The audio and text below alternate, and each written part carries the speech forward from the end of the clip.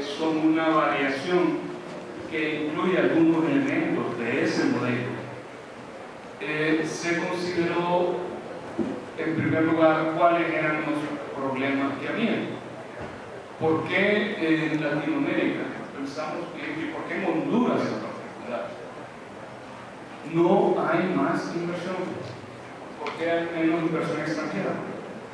Y parte de esa respuesta pasa por la calidad y por el estilo y el tipo de instituciones que tenemos en América Latina. Ahí hay para poder dar una conferencia de 1 hora y media, que si me invitan otro día, con gusto lo podemos hacer. Pero eso es parte del problema.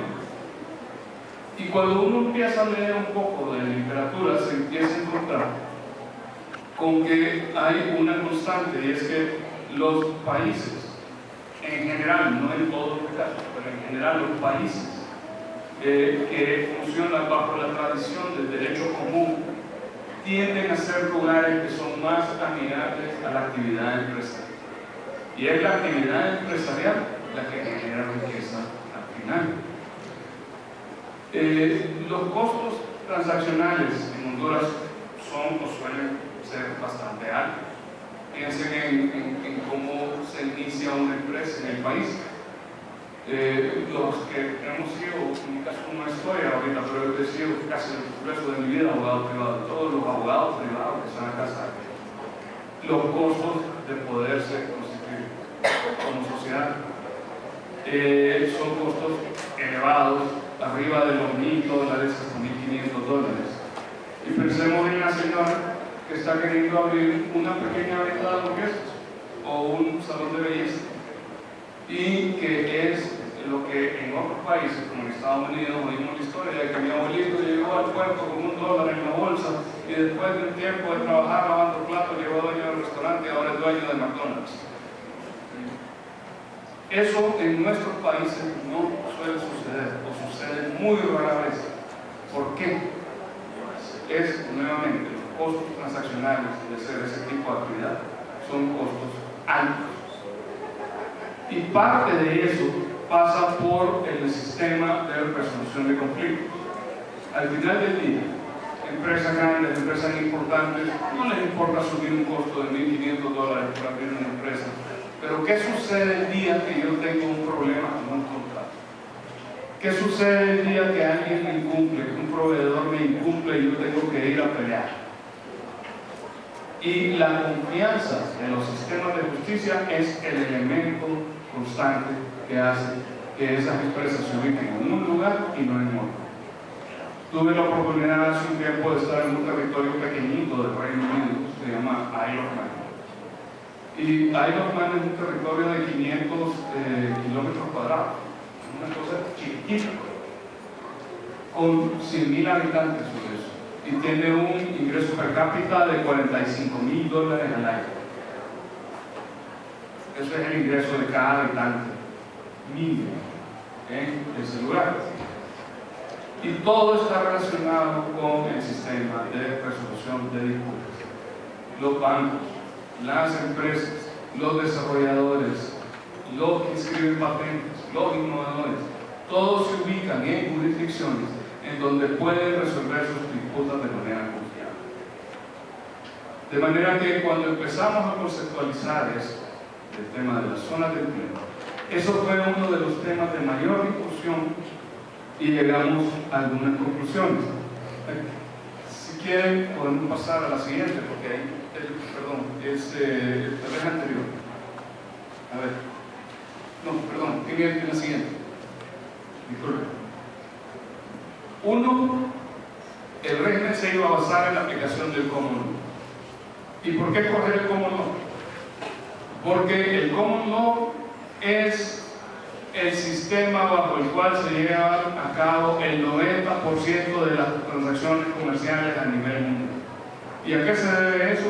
A que es un sistema, por estar amarrado al precedente, es predecible. Y al inversionista, al desarrollador, no hay cosa que le guste más que poder tener certeza del resultado de una disputa. ¿A qué me refiero con eso? No quiere decir que tengan la seguridad de que van a ganar, pero quiere decir que en circunstancias iguales, bajo iguales premisas, el resultado es predecible. Yo puedo tener un nivel adecuado de certeza de cuál va a ser el resultado de ese juicio bajo esas circunstancias. En segundo lugar, pensamos en establecer el arbitraje como el mecanismo preferencial para ser utilizado dentro de las zonas. ¿Por qué el arbitraje? Porque es el mecanismo por excelencia que es utilizado para disputas donde hay múltiples jurisdicciones involucradas y porque es un sistema que se adecua muy bien a resolver las necesidades de quienes realizan actividades económicas. No quiere decir que es la solución para todo, pero sí es una parte importante de la solución. Y dentro de esto establecimos que las reglas que se iban a utilizar eran reglas del primer mundo. Y ya vamos a dar un ejemplo de algunas inconsistencias que discutía hoy en el almuerzo que hemos encontrado con el sistema de arbitraje en Honduras, y que fueron las que nos llevaron a tomar la decisión de incluir el arbitraje, pero bajo normas de estándares internacionales. Luego, autorizar la incorporación de leyes de otras jurisdicciones dentro de las zonas. Esto se refiere a no andar inventando la rueda.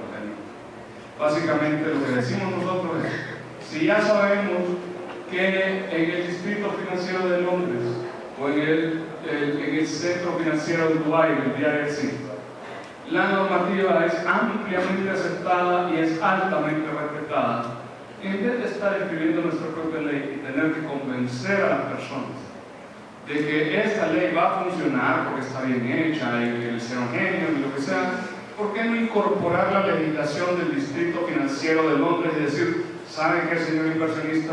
La legislación que se le va a aplicar es la misma legislación que se aplica en el Distrito Financiero de Londres, y las cortes que le van a resolver su disputa o los tribunales arbitrales van a ser en aplicación de las mismas normas del Distrito Financiero de Londres, y posiblemente vamos a traer jueces de Londres para que esté seguro usted de que su disputa se va a resolver exactamente igual que si usted estuviera en Londres, pero a una fracción del costo.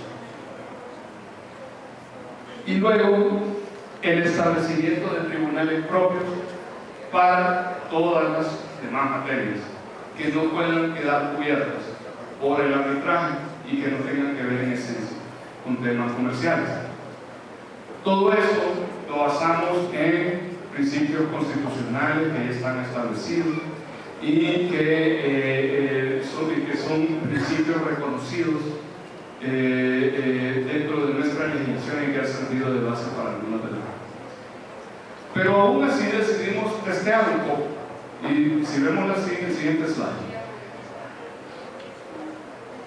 la primera prueba para poder ver si la idea que se estaba gestando iba a funcionar se metió dentro de lo que se llama la Ley para la Promoción y Protección de Inversiones, que es una ley intermedia que surgió en el camino antes de que se aprobaran los primeros intentos de ser zonas con regímenes especiales. En ese momento se llamaban regiones especiales de desarrollo, ahora se llaman zonas del pleno desarrollo económico, CEDES. Y dentro de la ley de inversiones, como había reformas a los códigos, se remitió el anteproyecto a la Corte Suprema para que esta opinara.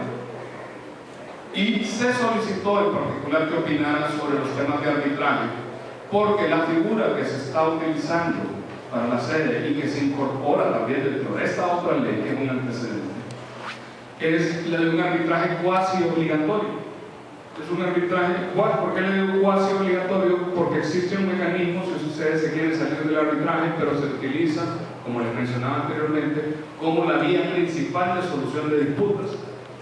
Y si vemos la siguiente, lo que se va a encontrar es que la Corte analiza y dice, esto es perfectamente legal y constitucional, y está enmarcado dentro de la Constitución, precisamente porque le da una opción al usuario para poder utilizar el sistema de la jurisdicción normal, en caso que sí lo estime. Pues pasemos una más tal vez.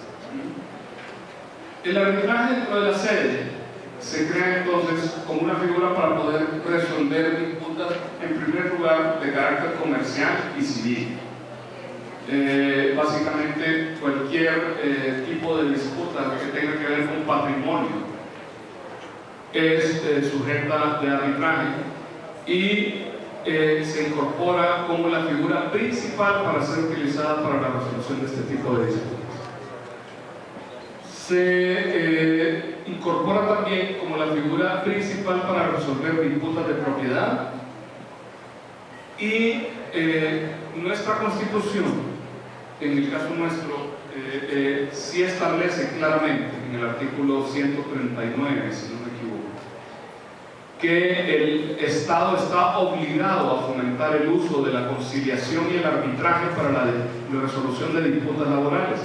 Así que tomando ese principio se incorpora la figura del arbitraje para la resolución de disputas tanto de carácter individual, la negociación de un contrato entre un trabajador y un empleador, o la violación de los derechos de ese trabajador en todo caso, o la disputa del empleador con él, como de carácter colectivo, y más adelante vamos a ver cómo se hace. ¿Sí, vamos? Algunas de las cuestiones que se introducen son, en primer lugar, la posibilidad de instalar los propios centros de arbitraje dentro de la sede. ¿Y por qué se utilizan los propios centros de arbitraje dentro de la sede? Precisamente para tener la habilidad de incorporar centros de clase mundial, que fue lo que hizo el DIRC.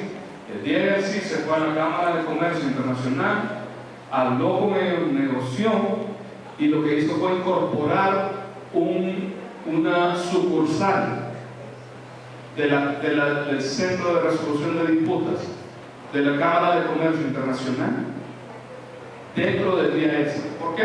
Porque era un centro en el que todo el mundo confiaba.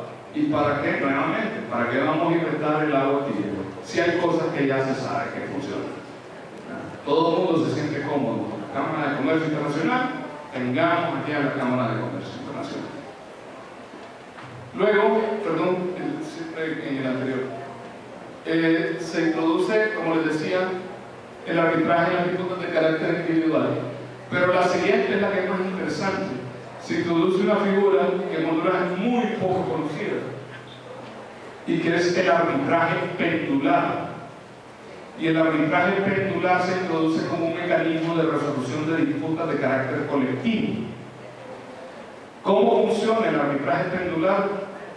Es sencillo, y más adelante lo vamos a ver, pero esta figura es sumamente importante porque elimina mucho de la fricción de las negociaciones colectivas entre trabajadores y empleadores, y probablemente la introducción de esto sea la cosa más innovadora que hay dentro de la legislación.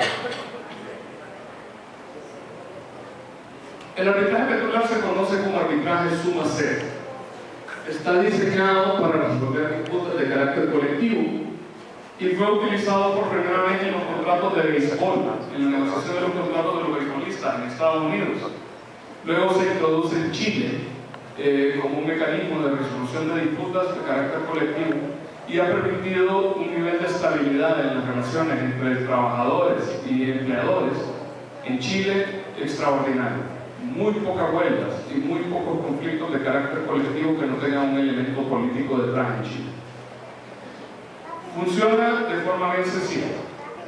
Se coge un equipo de árbitros, un listado de árbitros donde cada uno de los actores escoge una cantidad. Por ejemplo, 15 representantes de los empleados, de los trabajadores, 15 representantes de los empleadores y 15 representantes de la administración del Estado o de la administración, en este caso de la zona, que están en un listado. En el caso de que una negociación colectiva llegue a un punto muerto, se dispara automáticamente un arbitraje y se escoge un árbitro de cada uno de forma automática. Ahora, estos tres árbitros no pueden tomar decisiones salomónicas. No pueden venir y decir, Nos parece que el aumento al salario que solicitó el sindicato tal de 50% es muy alto, pero también nos parece que el 10% es muy bajo. Nos vamos a ir por el 25%. No puede ser eso. Tiene que decidir o el 10 o el 50%. Pero no puede tomar una decisión intermedia. Y eso lo que hace es que obliga a las partes a llegar, en primer lugar, con posiciones razonables. En segundo lugar, obliga a que los negociadores sean personas que se tienden a ubicar en el centro y no lleven posturas políticas o ideológicas, porque el resultado de una mala negociación, una negociación mal conducida, puede ser perder todo. Y el tercer elemento es que obliga a que se sienten en la mesa hasta lograr acuerdos. Entonces, eso es un elemento que se introduce dentro de la legislación de la sede, precisamente en el ánimo de buscar evitar esas fricciones como una gran innovación y que esperamos que sea uno de los atractivos principales. Como ustedes pueden ver, si quieren, no sé si hay una más. Pero, como les decía, esas son algunas de las ventajas. Estos fueron algunos de los elementos que se consideraron a la hora de estructurar los mecanismos de arbitraje ser utilizados en la sede. Y lo que estamos tratando es de utilizar cosas que ya existen, que son familiares y que son amigables, para generar un clima de oportunidades. El mismo régimen de la sede establece los mecanismos, por ejemplo, que los pobres van a poder tener acceso a estos mecanismos. Se establece que deben crearse estos mecanismos, y eso lo que hace es abrir un mundo de oportunidades que hasta ahora no han existido. Los efectos, como decían, de los costos transaccionales demasiado altos son múltiples.